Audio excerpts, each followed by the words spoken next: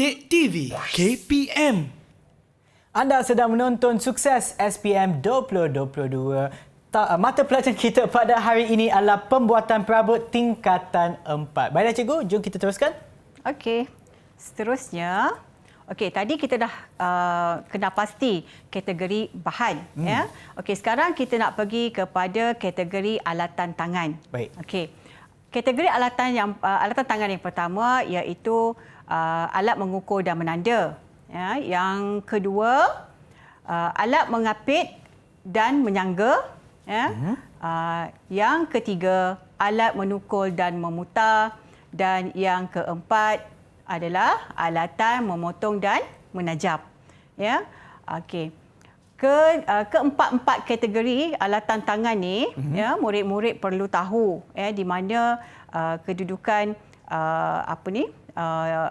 alatan tangan tu nak diletakkan di bawah kategori mana. Ya, kamu bukan setakat tahu saja menggunakan, tetapi kena tahu bila untuk kerja proses mengukur dan menanda, alatan apa yang kamu perlu gunakan. Okey? Ya. Okey, seterusnya. Ini adalah contoh sebahagian alatan mengukur dan menanda. Biasanya murid-murid akan lebih mengenal pasti alatan ini ketika kerja-kerja amali lah. Kerja-kerja amali secara tak langsung memang murid-murid akan mengguna sepenuhnya, keseluruhan alat mengukur menanda ni.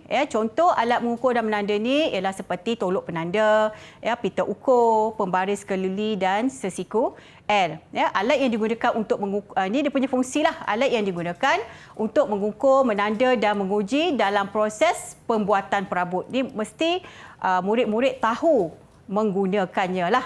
Mengguna dan tahu dia punya kategori diletakkan di bawah kategori alatan tangan yang mana. Okey. Seterusnya, alat mengapit dan menyangga. Ini memang sangat penting apabila murid-murid nak memasang. Dia digunakan apabila untuk memasang bahagian-bahagian perabot. Ya. Okey. Fungsi dia alat yang dihaskan untuk kerja mengapit dan menyangga bahagian kerja yang berasingan supaya kerja lebih mudah dan selamat.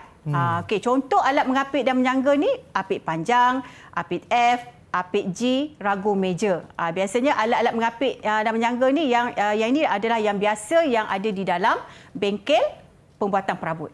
Okey, seterusnya alat memotong dan menajam. Alat memotong dan menajam ada dua, dia dalam kategori yang sama tetapi fungsi masih yang sama, tapi jenis yang berlainan lah. Alat yang digunakan bagi kerja-kerja penyediaan kayu kepada bentuk dan saiz yang dikehendaki. Untuk membentuk kayu,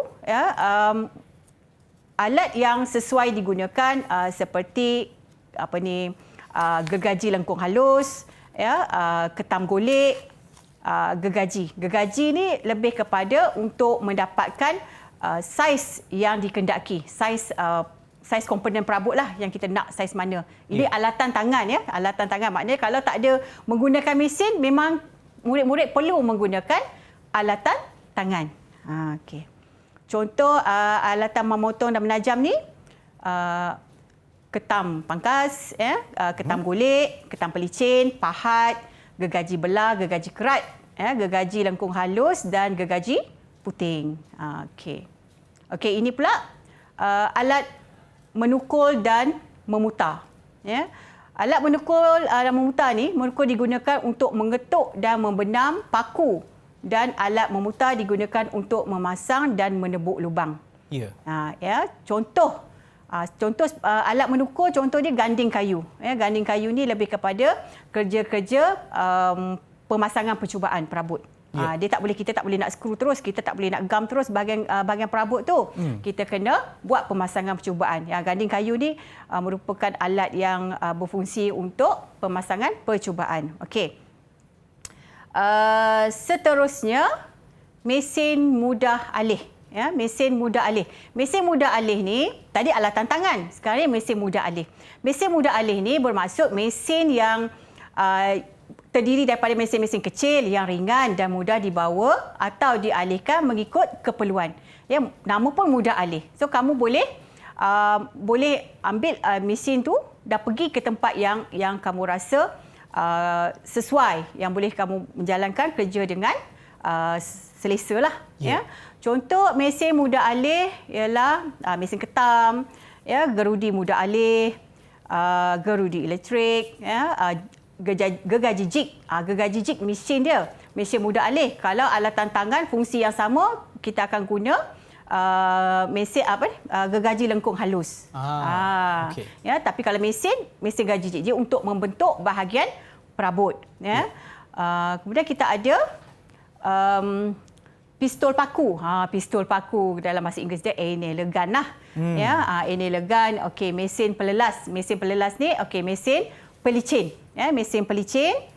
Dan kita ada mesin pengumai dan gergaji piring. Gergaji piring. Fungsi dia sama, memotong kayu lah. Kalau alatan tangan kita akan gunakan gergaji kerat ataupun gergaji belah.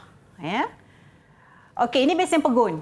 Tadi mesin mudah alih, sekarang mesin pegun. Okey. Pegun, nama pun pegun. Dia terpegun je kat situ. Kalau kat dalam bengkel tu dia memang duduk diam-diam. Dia tak boleh dialihkan sebab apa? Okey, mesin pegun ini terdiri daripada mesin yang bersaiz besar dan berat. Ya, mesin ini disusun dan diletakkan di tempat khusus di ruang bengkel mengikut kesesuaian. Mengikut kesesuaian. Kalau murid-murid dapat tengoklah kalau di dalam bengkel kita tak ada ubah-ubahlah kedudukan dia sebab terlalu berat. Terlalu berat. Okey. Contoh mesin pegun yang ada di dalam bengkel perabot, ya, mesin gergaji piring, ya, mesin gergaji lengan, mesin larik, ya. Okey, mesin pelubang, mesin tekanan angin, mesin gergaji pita. Okey, mesin gergaji pita tadi kalau mesin mudah alih, mesin gergaji jig. Tapi kalau untuk mesin pegun, mesin gergaji pita. Ya, fungsi dia tetap sama. Membentuk bahagian perabot lah. Kalau kita mesin gergaji pita ni, mesin gergaji jig ni dia boleh membentuk bahagian-bahagian perabot yang melengkung. Apa-apa bentuk bahagian perabot boleh dibentukkan menggunakan mesin gergaji pita ni. Ya. Okey, kalau mesin pelubang ni mesin tanggam. Mesin tanggam lah, dia buat tanggam lubang tanggam. Kalau alatan tangannya, kalau kita tak gunalah mesin pegun ni, alatan tangannya kita guna pahat. Murid-murid dia biasanya dia tak berapa happy lah kalau guna kat alatan tangan ni sebab lambat. Lambat dan susah. Murid-murid biasanya dia nak lebih mudah. Okey. Kalau kita tengok tadi, kalau nak tanya pelajar boleh tak? Boleh je. Boleh tak? Boleh. Saya nak tanya Syami. Syami, okey, mesin gergaji pita tadi Syami dia untuk apa fungsi dia?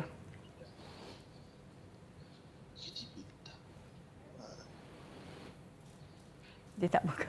Ya, Syami boleh pasang mic ke? Boleh. Okey. Apa fungsi mesin gergaji pita? Dia sama fungsi mesin gergaji jig. Dia untuk apa Syami? Untuk memotong. Untuk membentuk bahagian perabot. Dia sama dengan fungsi dengan gergaji jig. Okey, Syami. Okey. Seterusnya, mesin ketam penebal. Mesin ketam penebal dia ada dalam bengkel pembuatan perabot dia ada dua jenis ketam lah. Ya, mesin ketam penebal dan mesin ketam pelurus. Mesin ketam penebal ni kita nak dapatkan tebal kayu yang kita nak. Okey. Kita kadang-kadang kayu ni kita order, kita pesan datang dalam saiz yang sama, katakan 20 mm kan. Tapi kita dalam kalau kita nak buat kerja kadang-kadang kita nak tebal dia dalam 15 mm je. So kita 5 mm kita kena buang, kita gunakan mesin ketam penebal. Okey. Okey. Mesin ketam pelurus kita nak dapatkan lebar kayu yang kita nak. Okey. Okey. Kesemua mesin pegun ni kesemua mesin pegun ni adalah sangat berbahayalah. Ya, ketika murid membuat kerja amali di dalam bengkel, sentiasalah guru-guru akan sentiasa ingatkan supaya menjaga keselamatan, ikut SOP penggunaan mesin-mesin pegun ni maupun mesin mudah alih. Ya. Okey. Okey. Okey, ini penggunaan alatan dan mesin mengikut amalan kerja yang betul dan selamat. Ini yang SOP penting. lah. Ini yang penting ya, Ya. alatan tangan. Walaupun alatan tangan nampak macam tak bahaya, tapi sebenarnya kalau salah guna boleh mendatangkan kecederaan. Ya. Okey, pastikan alatan dalam keadaan baik dan selamat. Contoh dia kalau pahat ya, mata pahat, pastikan hulu pahat tu tak longgar ya. Bila guna nanti tak ada dah terpelanting kena muka ke kena badan ke bahaya ya. Okey, pastikan alatan yang hendak digunakan dalam bersesuaian dengan kerja-kerja yang akan dilakukan. Jangan salah guna alat ya dalam kerja-kerja yang murid-murid nak lakukanlah. Ya, jangan salah guna.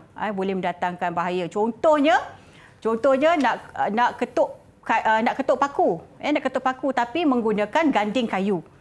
Tak boleh. Kalau nak ketuk paku kena guna penukul. Kena guna penukul lah. Tak boleh ganding kayu. Ganding kayu tu buat pada kayu. Dia ketuk kayu saja. Okey, letakkan alatan di tempat yang selamat dan sesuai sepanjang menggunakannya. Letakkan alatan, jangan habis kerja letak di atas meja. Simpan di tempat yang sepatutnya lah. Okay, bersihkan alatan daripada sebarang kotoran, habuk selepas digunakan. Ini untuk memastikan jangka hayat alatan tangan tu panjang lah. Ya, kena sentiasa kalau ada kotoran-kotoran habuk bersihkan ya selepas digunakan. Okey, simpan alatan yang telah digunakan di tempat yang telah disediakan dengan teratur dan kemas. Ini biasalah murid-murid akan lakukan selepas kerja-kerja amali. Mereka ni dah tahulah ada jadual masing-masing, jadual kerja masing-masing. Okey, manakala mesin pegun dan mesin mudah alih, dia punya amalan kerja yang betul dan selamat, SOP dia, ya, memilih mesin yang sesuai dengan kerja yang akan dilakukan. Ya, katakan kalau guna mesin gergaji lengan, ya, mesin gergaji lengan tak boleh nak potong besi, tak boleh. Kita kena guna kayu, ya. Tak boleh salah gunalah. Okey, memeriksa dan memastikan mesin dalam keadaan baik dan selamat digunakan. Maksud dia dari segi mata dia tak longgar, ya, mata gergaji, ya, mata gergaji sangat tajamlah, ya. Semua mata gergaji sangat tajam. Okey, memakai peralatan keselamatan sebelum memulakan kerja. Kena pakai pelindung mata, kena pakai pelindung hidung lah, ya, penutup hidung lah, supaya nak mengelakkan daripada habuk kayu. Habuk kayu ni halus-halus, tambah pula habuk MDF sangat-sangat halus. Ya, bahaya kalau untuk jangka masa panjanglah kepada kesihatan, ya. Melaraskan mesin mengikut kesesuaian kerja. Melaraskan mesin bermaksud ada mesin-mesin yang mempunyai mata, kena laraskan. Ya, kena naikkan mata, ataupun kalau mata tu terlampau tinggi, contoh kalau mesin gergaji piring, kena ikut ketebalan kayu, lebihkan sikit daripada ketebalan kayu, ya. Kalau macam mesin gergaji piring tu, kalau tak betul laraskan mata mesin tu, kalau kita belah kayu tu, kayu tu boleh terpelanting. Ya, sangat bahayalah. Okey. Kemudian seterusnya, menggunakan mesin mengikut langkah kerja yang betul. Okey. Selalunya kawasan mesin tu ada kotak merah ataupun kotak kuning yang menunjukkan dalam kotak tu perlu ada seorang saja pelajar. Tak boleh ada 2 ataupun 3. Ya. Itu memang itu sangat yang kalau saya memang saya jagalah yang tu. Tak akan bagilah pelajar-pelajar ni untuk berebutlah menggunakan mesin. Okey, yang seterusnya mematikan suis. Ini selepas digunakanlah. Lepas guna wajib matikan suis. Ya. Jangan kata sekejap lagi tak guna balik baru nak pasang balik biarlah je, biar aja. Nanti senang. Tak boleh macam tu. Habis guna tutup, ya. Kalau nak guna balik baru onkan balik, pasangkan balik, ya.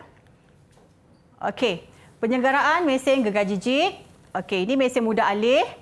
Okey, periksa kabel supaya berada dalam keadaan baik dan tidak ada kesan koyak. Kabel wayar dia lah. Okey, periksa badan mesin berada dalam keadaan baik, tidak pecah. Okey. Kemudian periksa dan pastikan bahagian pemegang tidak berminyak atau mengelakkan licin. Ya. Kalau kalau keluar daripada tangan tu bahaya. Ya, sebab mesin masa gunakan mesin ni dia bergegar. Dia bergegar. Kalau pemegang dia tu licin, memang terlepas, memang bahayalah. Yeah. Okey, tukar mata gergaji yang baru sekiranya telah rosak, patah atau tumpul. Okey, mata gergaji jig ni memang cepat tumpul. Cepat tumpul. Okey. Pengunci bindu digunakan untuk mengetatkan bindu, maknanya mengetatkan dia punya mata dia lah. Pastikan mata gergaji jig tu tidak longgar. Okey, simpan. Ini setelah habis digunakan, simpan mesin di tempat yang telah ditetapkan setelah habis digunakan. Okey. Okey, ini mesin gerudi meja. Okey, mesin gerudi meja ni sama juga. Dia mesin gerudi ada dua, Ada mesin gerudi meja dan mesin gerudi lantai. Okey, biasa yang ada di bengkel perabot cuma mesin gergaji meja lah. Okey, mesin gerudi meja ni hanya berupaya menggerudi lubang berdiameter sehingga 13 mm sahaja. Kalau lebih daripada itu, lubang besar daripada 13 mm, kena guna mesin gerudi lantai. Okey, minyakkan tiang kerja untuk mencegah karat. Dia tiang tu kan? Okey, nampak tiang tu? Okey, sapukan minyak lah. Okey, tali sawat perlu ditukar sekiranya haus reput ataupun rosak. Bersihkan habuk kayu yang terdapat pada mesin gerudi. Ini wajib, wajib sapu minyak. Selalunya selepas kerja-kerja di bengkel, murid-murid ni dia akan sapu minyak lah, paling kurang seminggu sekali untuk memastikan tak ada karat lah dekat situ. Okey, pengunci bindu digunakan untuk mengetatkan bindu mata gerudi. Digunakan sebabnya mesin gerudi digunakan bersama mata gerudi. Perlu diketatkanlah. Okey, ini penyegaraan mata pahat. Okey, proses mencanai, murid perlu tahu dia punya sudut mencanai antara 20 hingga 25. Okey, lepas tu proses mengasah dia punya sudut mengasah antara 25 hingga 30. Kenapa perlu asah pahat ni? Kenapa perlu mencanai mata pahat untuk apabila mata pahat ataupun ketam dicanai apabila sumbing ataupun haus. Ataupun nak menajamkan balik. Okey, itulah. Okey. Baiklah cikgu, dan sekarang kita akan berehat seketika. Kembali semula selepas ini di Sukses SPM 2022. Didik TV KPM